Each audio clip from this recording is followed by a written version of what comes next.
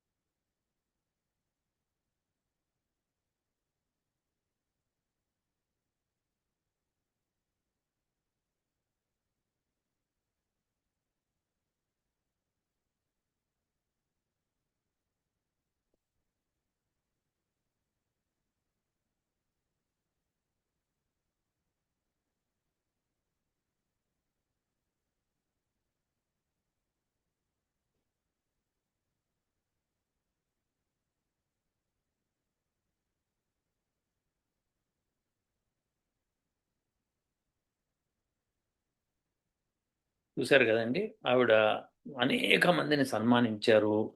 ఆ, వీణా వాద్యకారుల్ని, తర్వాత ఇంకా మ్, ఋత్విజుల్ని, సాహిత్య కార్యక్రమాలు, మన యొక్క కల్చర్, భారతీయ కల్చర్ అవన్నీ కూడా బాగా ప్రసిద్ధించేటట్టు ఒక 40 సంవత్సరాల పైనే షికాగో ప్రాంతంలో ఆవిడ దాన్ని అందరినీ సన్మానించటము, వాళ్ళ చేత ప్రోగ్రామ్స్ చేయించటం అన్నీ చేశారు ఆవిడ. ఆవిడ మొన్ననే రీసెంట్గా మూడో పిహెచ్డి చేశారు మన యూనివర్సిటీ నుంచే, చక్కగా అక్షరపదీయం అని. సో అవి ఆ చిన్న విషయము, అది ఆవిడికి చిన్న విషయం, కానీ ఆవిడ ఇంకొక రీసెర్చ్ చేస్తున్నారు. విశేషం ఏంటంటే, ఎంత ఆరోగ్యం బాగాలేకపోయినా ఆవిడ పట్టుదలగా ఇంకొక చేయాల్సిందే అని చెప్పి పట్టుపట్టి కూర్చున్నారు.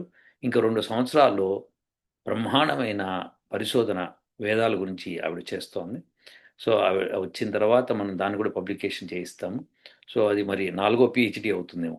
చేసి చూడాలి, వేచి చూడాలి. అసలు ఆరోగ్యం బాగాలేకపోయినా, వయసు మీద పడినా, అసలు ఆమె ఈ ఒక పట్టుదలతో, అంత పట్టుదలతో చేయటం అనేది సామాన్య విషయం కాదు. సో ఆవిడ విషయం ఎందుకు చెప్పాల్సి వచ్చిందంటే, ఇప్పుడు ఈ అమ్మాయి అడిగిన ప్రశ్న ఎవరైతే అడిగారో, ఆవిడ పేరు చెప్పకూడదు కాబట్టి చెప్పట్లేదు. సో ఆ ప్రశ్నకి జవాబుగా చెప్తున్నాను. చూడమ్మా, మా డాక్టర్ శారదా పూర్ణసొంటి గారు, ఆవిడ ఎంత వయసు వచ్చినా సరే అసలు అసలు యువతిలాగా, ఒక మంచి సైనికురాల్లాగా వేదం కోసం ఆవిడ పట్టుదలగా పనిచేస్తూనే ఉన్నారు. అసలు ఆవిడ ఇంటికి వెళ్తే అద్భుతమైన ఆ కళాకారుల ఫోటోలు, తర్వాత సన్మానాలు, అసలు పుస్తకాలు అవన్నీ ఎట్లాంటి ఒక పెద్ద గ్రంథాలయం అన్నమాట. అంత పుణ్యమైన జీవితం గడిపారు ఆవిడ. గడపడమే కాకుండా అందరినీ కూడా తన వెంట తీసుకెళ్ళారు. ఎంతోమంది ఉంటారు కదా, ఇప్పుడు మనకి సంఘంలో ఉన్న వాళ్ళు కొద్దిగా అపోజిషన్ ఉంటారు, కొద్ది సపోజిషన్ ఉంటారు, అట్లా ఉంటారు. అయినా సరే అందరినీ కలుపుకొని ఆవిడ ముందుకు తీసుకెళ్లారు. 40 సంవత్సరాల పైనే 50 సంవత్సరాలు అనుకోవచ్చు. 50 సంవత్సరాలు దాదాపుగా ఆవిడ కృషి చేసి ఆవిడిద్దరు పిల్లలకి కూచిపూడి, భరతనాట్యం నేర్పించి 700 ప్రోగ్రామ్స్ కండక్ట్ చేసి అద్భుతం. ప్రతి సంవత్సరం అక్కడ సప్న అన్న పేరు మీద బ్రహ్మాండమైన కచేరీ కార్యక్రమాలు జరిగేవి. ఎంత అద్భుతం అంటే అంత అద్భుతం అనమాట. ఈ సంవత్సరం కూడా జరగబోతోంది. ఫిబ్రవరి కాదు, మార్చి 24వ తారీఖున ఇప్పుడు జరగబోతోంది. సో షికాగోలో అనమాట. 24 14 మార్చి 14 నుంచి అనుకుంటా. సో ఈ విషయం తెలిసి నేను చాలా సంతోషపడ్డాను. అసలు ఆవిడ పట్టుదల, శ్రమ మనం ఎంత చెప్పినా తక్కువే. కాబట్టి ఎవరైతే ఈమెయిల్ రాశారో వారికి కూడా నేను చెప్పేది ఏంటంటే, మీరు కృషి చేస్తే తప్పకుండా దానికి సొల్యూషన్ ఉంటుంది. అసలు సాధన చేస్తే సాధ్యము కానిది లేదు అని చెప్పి ఒక కవి రాశాడు. సో మనం కూడా ప్రయత్నం చేయాలి. ప్రయత్నం చేసి చేసి పట్టుదలగా, మీకెంత 34 సంవత్సరాలు, 34 అంటే ఏమిటి, చిన్న పిల్ల మీరు. అసలు ఎంత చిన్న పిల్ల అంటే అసలు మీరు ఏమైనా చేయొచ్చు అనమాట. ఏమైనా చేసేయచ్చు తలుచుకుంటే. అసలు యువత అసలు ఈ వయసులో ఎట్లుండాలి, మీరు పరిగెడుతూనే ఉండాలి. ఏదైనా సరే సొల్యూషన్ ఉంటే నేను చేస్తాననేటట్టు ఉండాలి, చెయ్యాలి. దానికి రిజల్ట్ అదే వచ్చేస్తుంది. రిజల్ట్ రేపు రావాలి, ఎల్లుండి రావాలని వెయిట్ చేయక్కర్లేదు. అది ఎప్పుడు రావాలో అప్పుడు వస్తుంది. అద్భుతంగా జరిగిపోతుంది అనమాట కార్యక్రమం.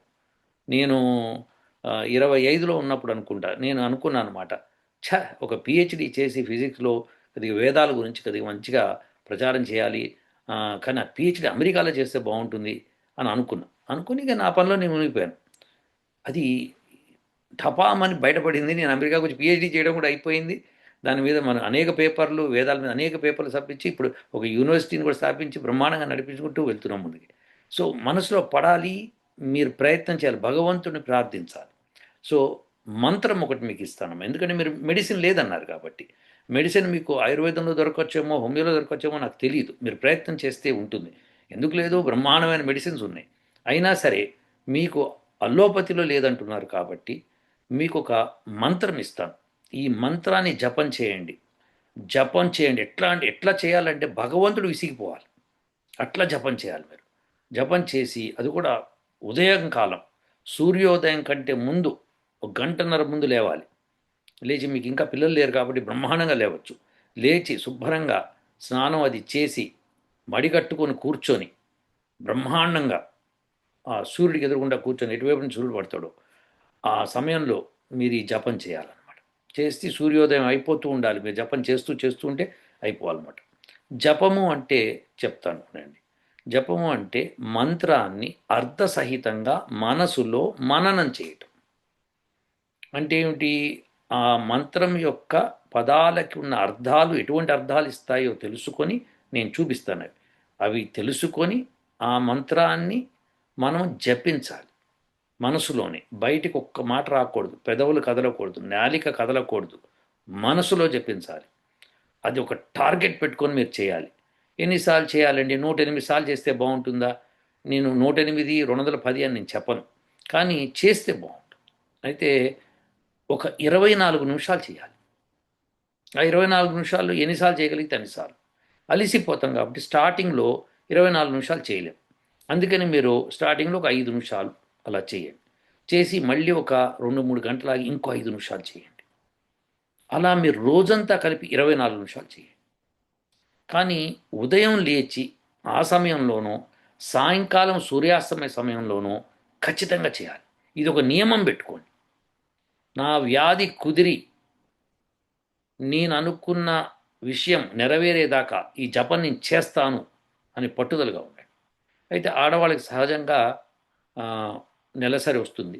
ఆ సమయంలో చెయ్యొచ్చా అంటే, నా ఉద్దేశం చాలామంది ఆచార్యులు ఆ సమయంలో చెయ్యొద్దు అని చెప్తారు.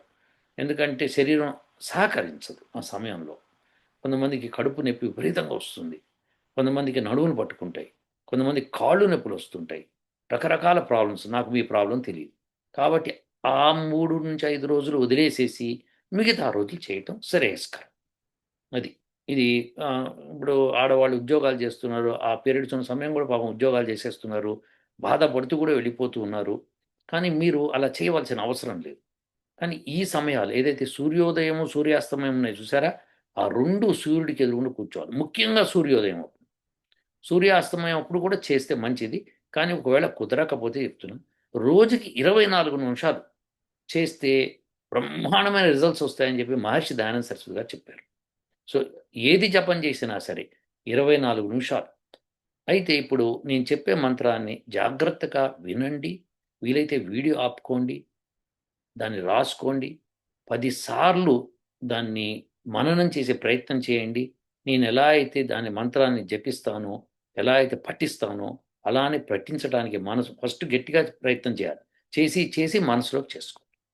ఇలా చేసుకుంటే మీకు అద్భుతమైన రిజల్ట్స్ వస్తాయి. ఈ గ్యారంటీ వేదం ఇస్తుంది. మీరసలు ఎక్కడా కంగారు పడక్కర్లేదు. ఇది మనం ఆ మంత్రం ఏంటో ఒకసారి చూద్దాం మనం.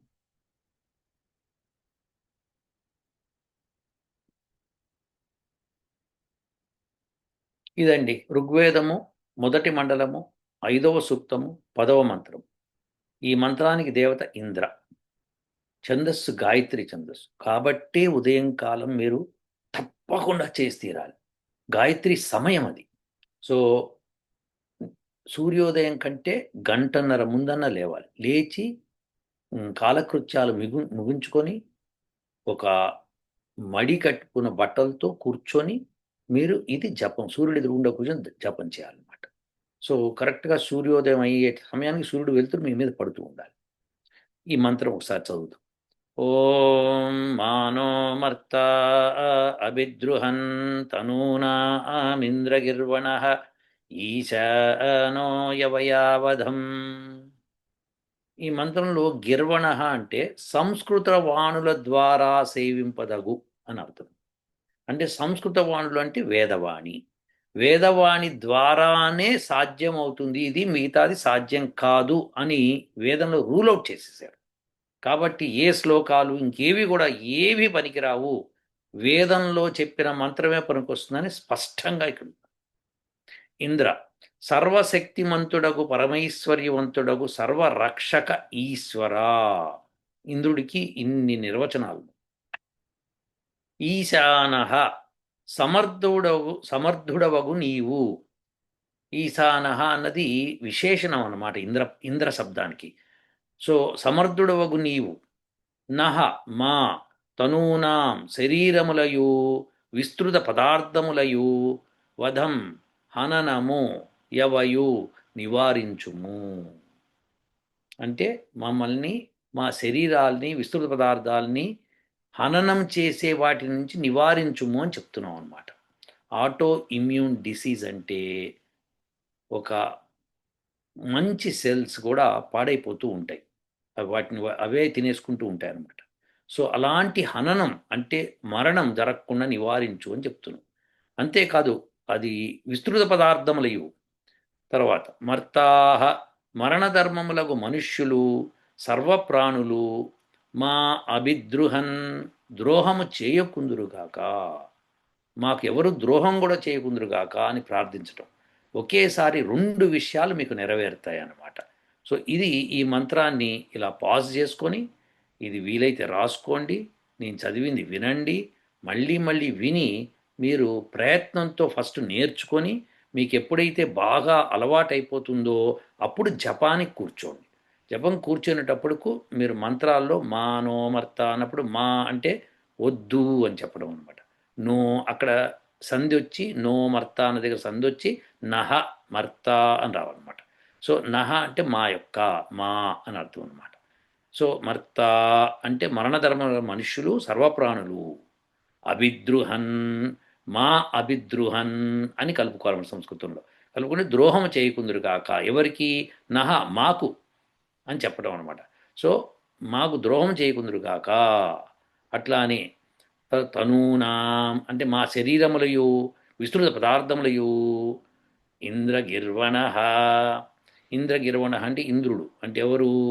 ఇందాక ఇచ్చిన అన్ని డెఫినేషన్లు సర్వశక్తిమంతుడగు పరమేశ్వరంతుడగు సర్వరక్షక ఈశ్వర.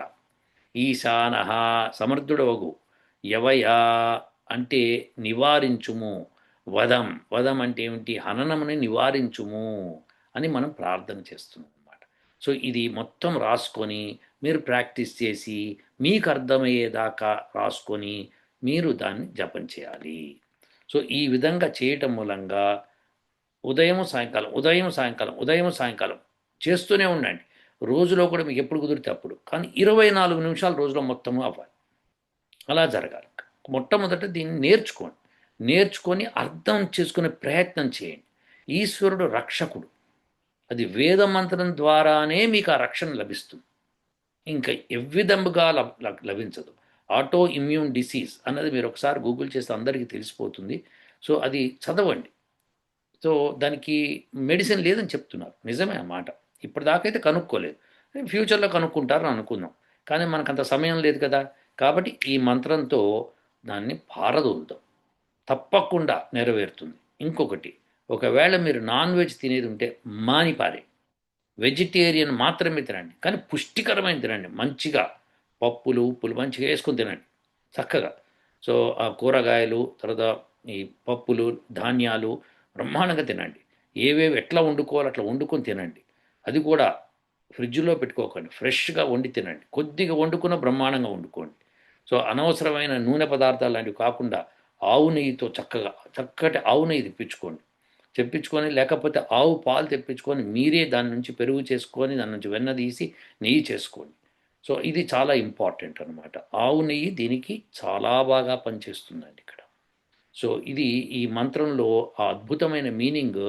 పరమాత్ముడే రక్షిస్తాడు మిమ్మల్ని తప్పకుండా. హననం చేసే ఏవైనా సరే శరీరంలో ఉంటే అవన్నీ కూడా పోతాయి. సో మీరు అసలు ఏమాత్రం కూడా సందేహించకండి ఈ విషయాన్ని. మనసులో పెట్టుకోండి. నేను చేస్తాను. రోజుకి 24 నిమిషాలు సమయం కావాలి. సమయం తీసుకోండి.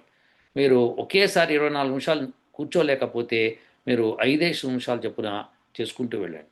కానీ ఉదయము సాయంకాలం ఇంపార్టెంట్.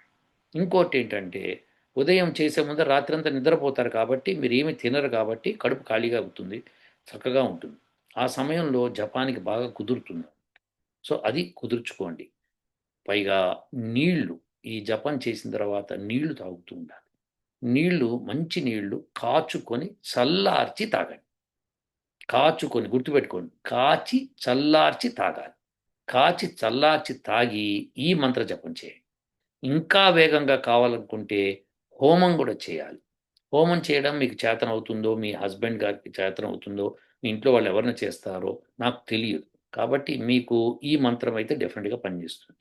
కానీ హోమం చేస్తే హోమంలో ఏ పదార్థాలెయ్యాలి, ఏ పదార్థాలతో అయితే మీకు ఈ యొక్క వ్యాధి నివారణ చెందుతుందో నేను చెప్తాను. మీరు నాకు మళ్ళీ ఈమెయిల్ పెడితే నేను మీకు చెప్తాను. సో ఇది విశేషం అనమాట. ఫస్ట్ అయితే ఈ జపం చేయండి. గుర్తుపెట్టుకోండి, హోమం చేయాలి అంటే, హోమం ద్వారా సక్సెస్ రావాలి అంటే మొట్టమొదటి జపం చేసుండాలి. జపాలు బాగా చేసి, జపం చాలా రోజులు చేసిన తర్వాత ఆ మంత్రంతో హోమం చేయడం మూలంగా అద్భుతమైన ఫలితాలొస్తాయి. మీరు ఎట్టి పరిస్థితిలో సందేహించకుండా ఈ మంత్రం తీసుకొని మీరు ముందుకు వెళ్ళండి. రోజుకి 24 నిమిషాలు గుర్తుపెట్టుకోండి. ఉంటానండి. ఓం.